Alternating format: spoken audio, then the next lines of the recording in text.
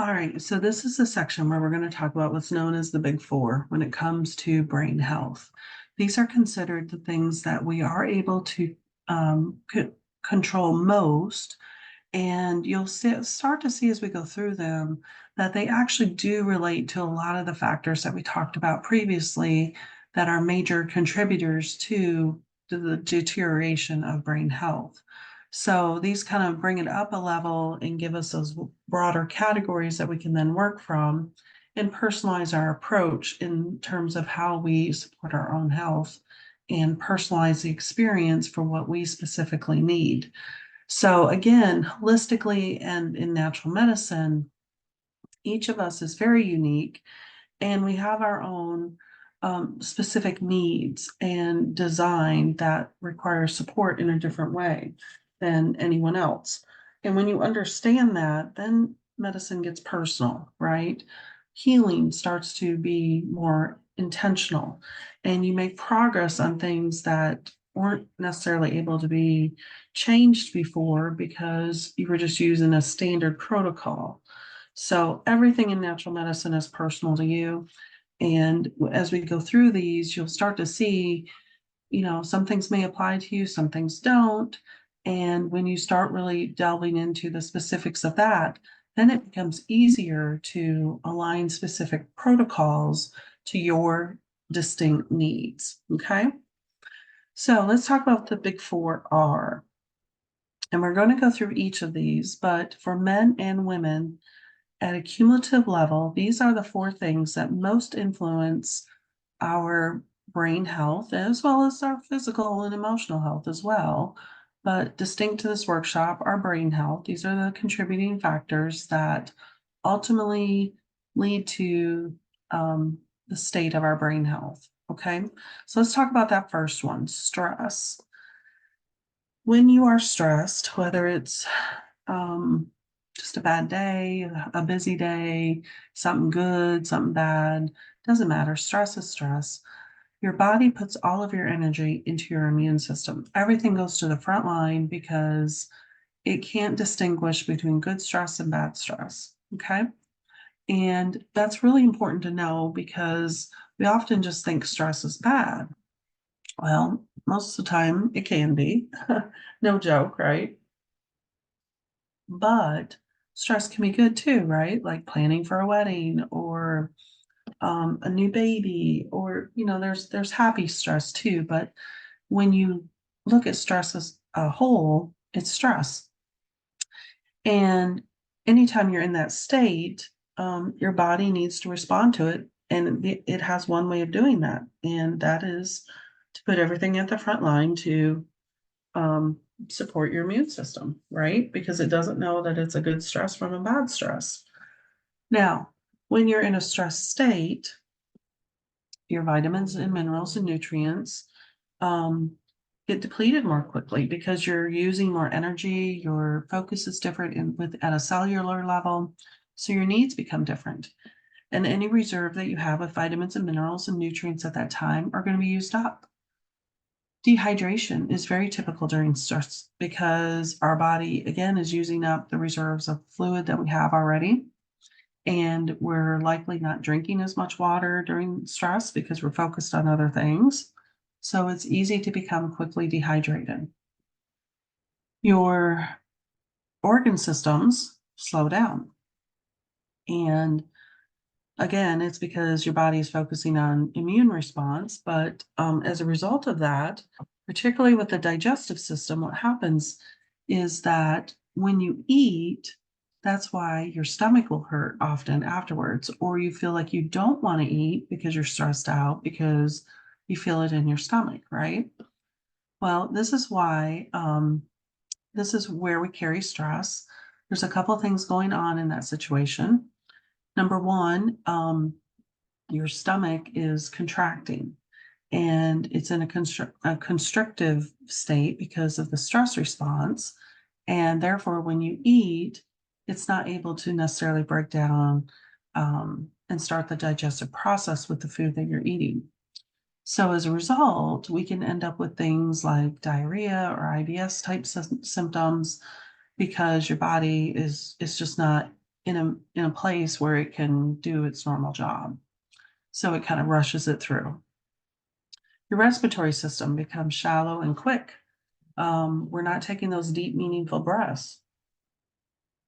So we're putting stress on the respiratory system, which in turn subjects us to irritants that then lead to respiratory infections. This is usually why when you're in the middle of something really, really stressful time in your life, or you're just completing something stressful, right? You're coming off of that stress ride, you end up with a cold.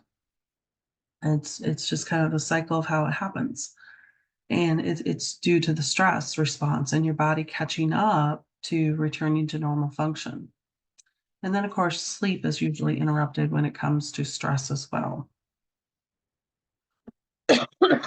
Now, long-term stress implications. This is where stress is going on for more than just a few days, and it's become more chronic, if you will.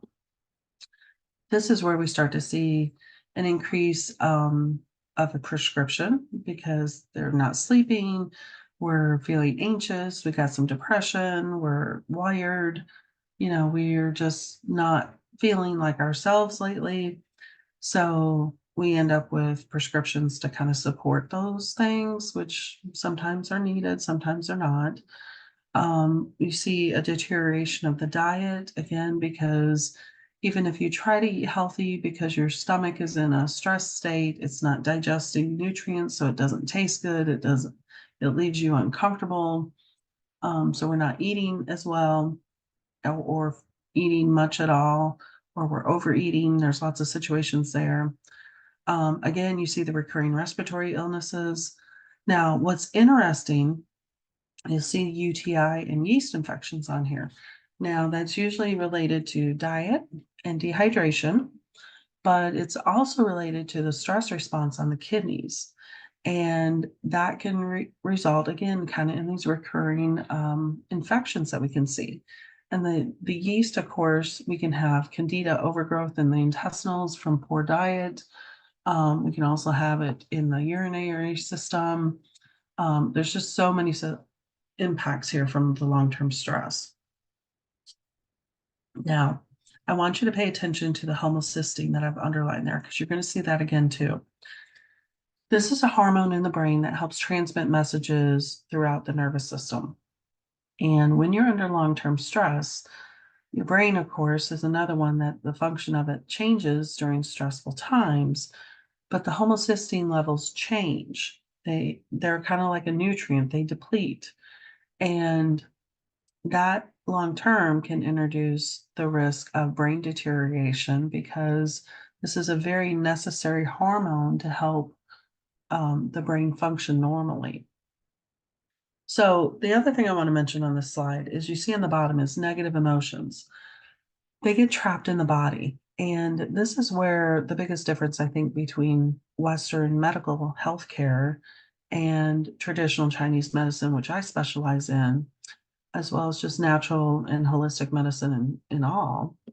But when we are dealing with our health naturally, we're looking at not only the physical body and what hurts, but we're looking at our emotions and our mental state and our spiritual life, because all of those things make up who you are all together. And you can't just support one of them without the others. And if you do, then you're kind of missing the other part of healing, which limits how much healing is actually possible. So in this situation, when you've had stress for a long time, and it dents your energy, right? You have energy flowing through your body, through your nervous system. And when stress happens or you've been through something traumatic, it blocks your energy flow, right? You don't feel as energetic. This is where we have the Netflix and chill kind of situations come in. This is where we're having different kind of dreams that aren't comforting. There's a lot going on here, right? Well, all of that gets held in the liver, and your liver obviously is the filter for the body. And if it's not able to detoxify, including emotions, because they're not being processed, or they're overwhelming, or we've pushed them down because we don't feel like we are ready to deal with them or can't deal with them, then they get held in the liver. And this is where a lot of illnesses and diseases and long-term impacts to our health can really come into play. So things like acupuncture, reflexology, I do acupressure, singing bowls, chakra balancing, all of these energy modalities um, really come into play because we've got to get those things out of the body and help bring balance to it. But for purposes of this, the stress certainly plays into it, and where it comes from is the liver. Okay, now let's talk about our vitamin and mineral deficiencies. Now, we hit on a little bit of this because of stress, we deplete them faster, but there's another story to vitamins and minerals. So, the supplement industry is a multi-billion-dollar industry. There's all kinds of supplements everywhere you look. And for one, I think it's fantastic that we've got so much because it really shows that people are taking attention to their health. They're looking for things to better support it naturally. Vitamins, minerals are a great way to start. Now, the problem with that, though, is that just like anything else, if it's mass produced, the quality suffers. And particularly with the supplement industry, we have a lot of risk of synthetic or poorly made supplements that don't do any good in the body. Now, since we're talking about brain health in our senior years, I'm going to pick on Centrum Silver. That stuff is garbage. Everything in it is synthetically made. Your body can't use synthetics. So what happens is you end up taking a Centrum Silver and it goes out the other end. You're just creating expensive peat because it doesn't get absorbed. It doesn't get broken down because your body doesn't recognize vitamins and minerals from a synthetic source. It has to come from organic food sources. So high quality supplements, if you're going to use them, are definitely the way to go. Buying anything other than that is just you're not getting your money for it. The other thing that's happening with vitamin and mineral deficiencies and why we have so much of that in our society is that we have a diet high in processed and artificial ingredients. And it goes with what we just talked about, with things being mass produced, cheaply made, and just no attention to quality. Again, your body cannot process synthetic ingredients, whether it comes from food or vitamins. A synthetic is a synthetic. And whether that's processed food, lab made meat, whatever it is, your body cannot use these things. And we're basically creating a toxic environment for it. Lack of regular sleep results in these deficiencies as well, because during sleep is when your body is doing its cleaning through the liver, and it's also where most of your nutrients get used. So if you're not sleeping, then your body is not able to absorb those nutrients at a cellular level to replace and support the liver's function of detoxification. Now, of course, stress, we've already hit on that one. Dehydration also causes deficiencies because water is needed to help carry the nutrients to the cells. And if water's not there, the nutrients aren't either. A big one is taking the wrong things for your specific needs. So, again, like I mentioned at the beginning of this module, each of us has unique needs. And if we don't understand what those are, then we can't support them, right? To specific to our needs. Now, the other side of the scenario is if you've been taking the same supplement for years and years and years because you thought fish oil was good for you, well, you may not need fish oil, right? Or you may not need the kind that you're taking. So, having a regular vitamin check, and this is a service that I offer, helps you understand what specific vitamin needs your body has. And they do change as we age, as our diet changes, as our lifestyle changes, as stress changes. Everything impacts our nutrient needs, and keeping your vitamins aligned to that is really a good recipe for success long term in preserving your health. Now, medication, prescriptions, over-the-counter things, those two can interfere with your ability to absorb and use vitamins and minerals. And a lot of times these things actually block the absorption of them, which then creates the deficiency. So that too is a problem. Now, sleep. Your body, your liver, bless your liver, is a very, very important organ. And it needs 7 hours of you sleeping for it to do its full job. It cannot do it in any less than 7 hours. And this is, we've been kind of told that, yeah, you don't need as much sleep as you age, or, it's okay if you sleep 5, 6 hours a night. It's really not. Your body needs to make those repairs. It needs to detoxify and heal. And it simply cannot do that in under 7 hours. That's been long proven. So, the other sign of this is if you are waking during the night, in Chinese medicine, determining what time of night you're waking actually indicates the organ system that needs support. And that's something that I use in my work with clients to understand, okay, what time are you waking in the night? And it gives me some really good clues as to organ system support needs that are not making it through the detoxification process. Now, alcohol and smoking. Again, alcohol is very dehydrating.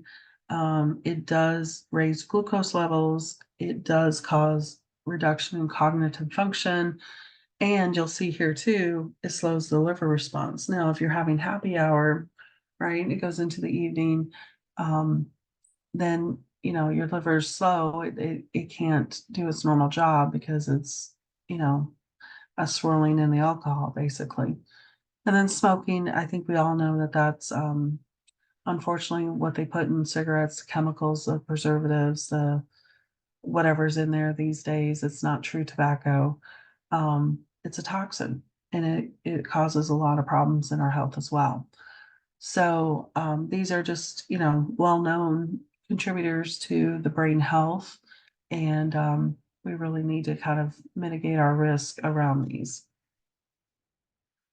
All right, did you see a recurring theme between those four? We have to drink more water. When you are dehydrated, everything slows down. Your body's ability to function, think clearly, have energy, sleep, all the things that it needs to do, it can't unless you've got enough water in your system. And I want to kind of particularly pick on, since we're talking about seniors, when you walk into a nursing home and often you smell that musky, stale kind of aroma or scent, that is usually dehydration. And nursing homes particularly will control the amount of water or beverages that their residents get because they don't want to do diaper changes. And that's really unfortunate because it's water is nature's medicine. And if we're not getting enough of it, then everything else is quickly deteriorating as well. So we need water, and there's just no way around it. So I'll give you some tips on what hydration looks like, what proper hydration looks like, because this too has been kind of misleading in terms of what's generally known as appropriate. So ideal hydration is 50% of your body weight in daily ounces of water. And for every non-water beverage, so let's say you have a cup of coffee, you add in that many more ounces of water. Now, if you're new to water drinking or you've experienced a dehydration situation, distilled water is known as the wettest water. It's the purest, and it helps improve water absorption. So it's wonderful to include some of that into your weekly water intake. And then there's this new thing, they're called water candies, and they actually help seniors, particularly those who are not getting enough water, to improve their hydration as well.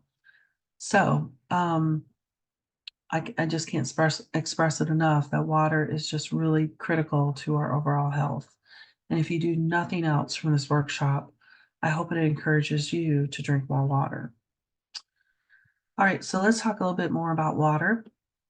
A lot of people like to add cucumbers and lemons and fruit and stuff like that to their water, which is wonderful. But when it comes to lemons, there's a right way and a wrong way to use them, basically. And we can pH test you, your digestive system. We can pH test to know if lemons are going to be helpful to you or not.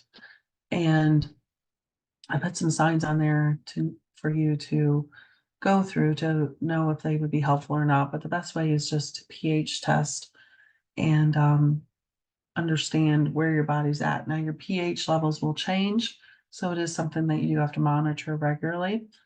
But certainly, if you are acidic, lemons can be a wonderful enhancer to the water that you need to be drinking. And then another one in the subject is just simply go outside.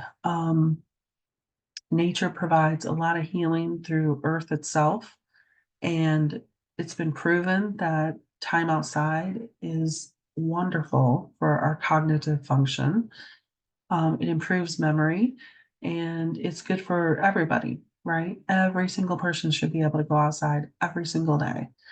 Now, I know we're talking about brain health here for seniors, but I added in this thing about children because we've got so many children who are getting these ADD and ADHD diagnoses, and a lot of it, unfortunately, is not the child's fault, number one, but it comes down to sugar in their diet and the inability of our school systems to understand that young children need to move their bodies. They were not made, no one was made, honestly, to sit in a chair for as many hours as we make children do that today. And having those breaks and letting them go outside, even eating lunch outside, has been proven to help reduce the symptoms from ADD and ADHD behaviors, as well as cleaning up that diet of the sugar and processed foods. So go outside, get some sunlight, put your feet on the grass, and start to really absorb nature's medicine directly. Okay, so in the next module, we're going to start getting into some of the approaches for supporting brain health, what we can do preventatively, as well as if there is a problem or concern that we can also have some tools that we can use to support in that area as well. So I will see you in the next module.